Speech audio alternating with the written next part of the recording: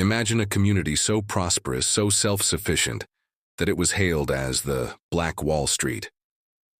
This wasn't just a dream. This was the reality of the Greenwood district in Tulsa, Oklahoma, in the early 20th century.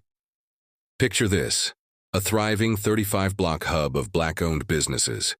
We're talking about luxury hotels, movie theaters, doctors' offices, grocery stores, and beautiful homes.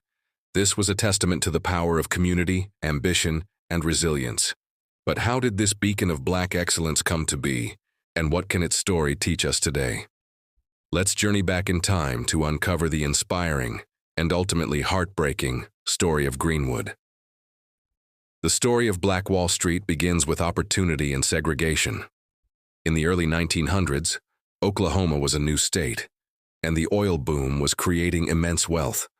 African Americans, many of them descendants of those who had been enslaved by Native American tribes and later granted land, migrated to Tulsa seeking a better life. However, strict segregation laws forced them to create their own separate society. This isolation, paradoxically, became a catalyst for incredible economic growth.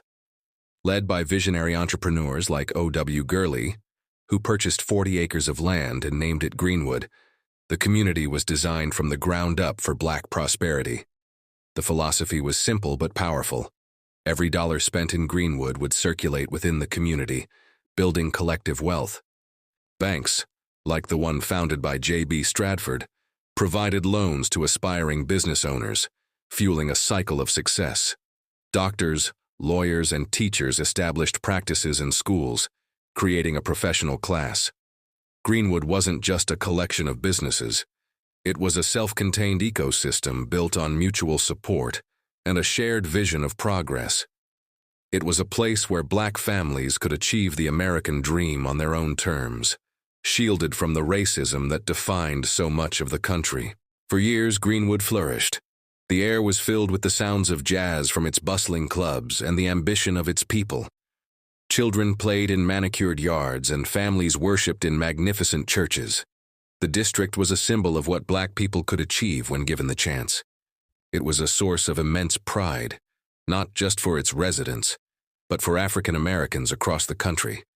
But this success also bred resentment and jealousy in the neighboring white community. Greenwood's prosperity was a direct contradiction to the racist ideologies of the time, which held that Black people were inferior. The sight of Black Oklahomans driving their own cars and living in beautiful homes was, for some, an intolerable affront. This simmering animosity created a volatile atmosphere, a powder keg waiting for a spark. And in the spring of 1921, that spark would ignite one of the most devastating and hidden tragedies in American history. The event that triggered the catastrophe began on May 30, 1921.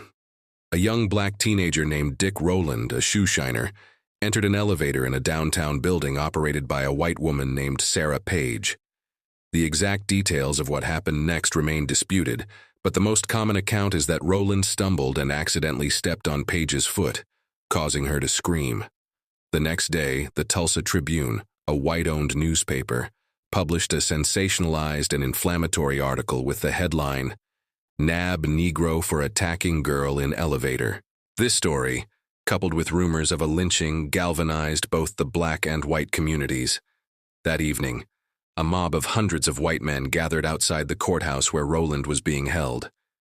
Fearing for his safety, a group of about 75 armed Black men, many of them veterans of World War I, went to the courthouse to offer their protection.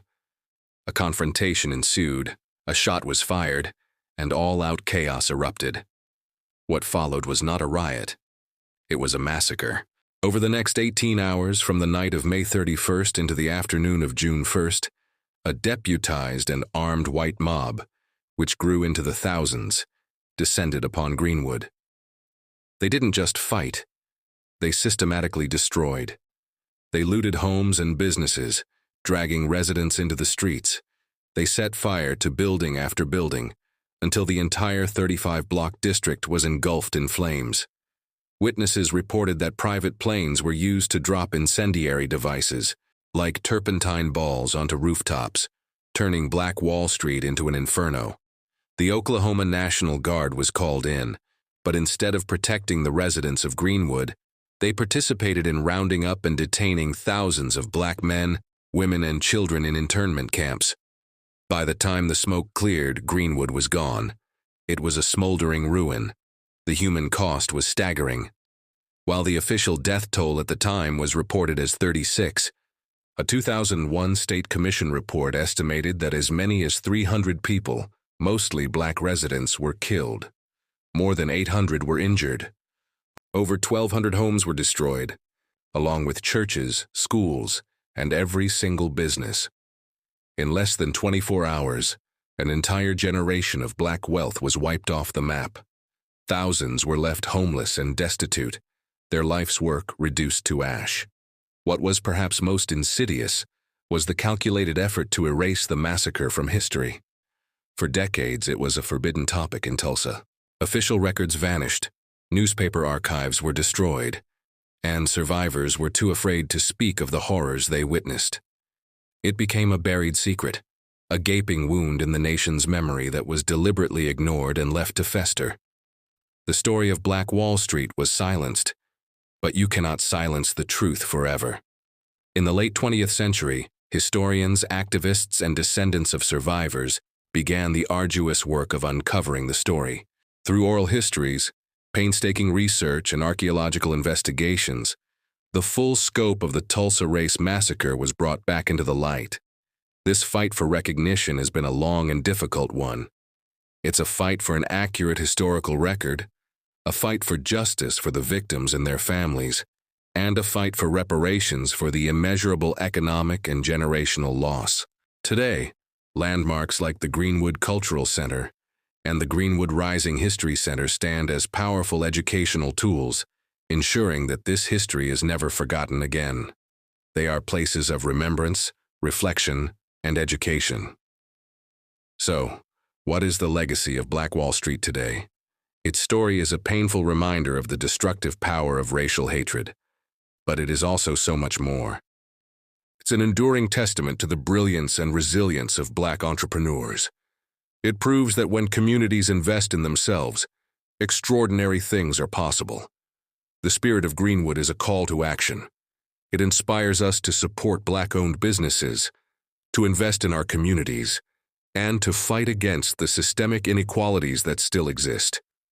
The story challenges us to confront the uncomfortable parts of our history, not to assign guilt, but to understand their lasting impact and work towards a more just and equitable future for everyone. Greenwood was destroyed, but its spirit of entrepreneurship, community, and hope can never be extinguished. The story of Greenwood is a vital piece of American history that everyone should know.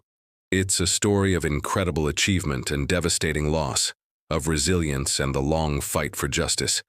By learning about it and sharing it, we honor the victims, we celebrate the visionaries, and we commit ourselves to building a world where such a tragedy can never happen again.